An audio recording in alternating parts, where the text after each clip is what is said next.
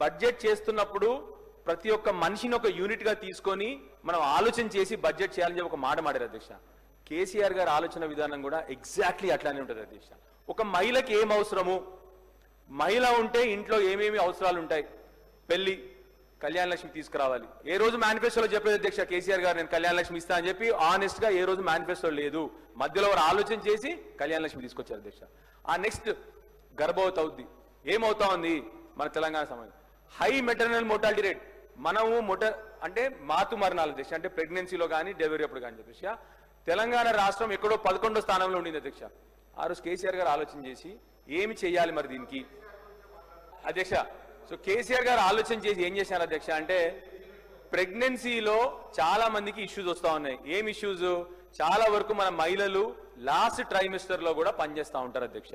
వాళ్ళు కొందరు మంది కూలి పనికి పోతారు, బీడీ కార్మికులు ఉన్నారు, వీళ్ళందరూ లాస్ట్ ట్రైమిస్టర్ లో పనిచేస్తున్నారు. దానివల్ల ఏమవుతా ఉంది, మెటర్నల్ మోర్టాలిటీ రేట్ పెరుగుతూ ఉంది. మరి ఏం చేయాలి? వాళ్ళందరికీ కూడా సహకారంగా డబ్బులు ఇవ్వాలి.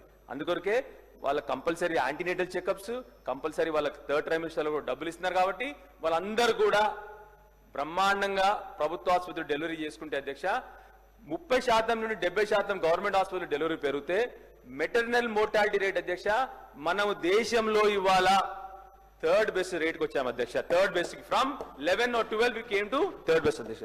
సో ఎందుకు చెప్తానంటే అధ్యక్ష ఎవరైనా I'm giving a suggestion to the government నా అధ్యక్ష, మనం అందరం కూడా పాలసీ చేసుకొని ముందరికెళ్తే అప్పుడు తప్పకుండా అవుట్కమ్స్ ఉంటాయి దానికి సరిగ్గా.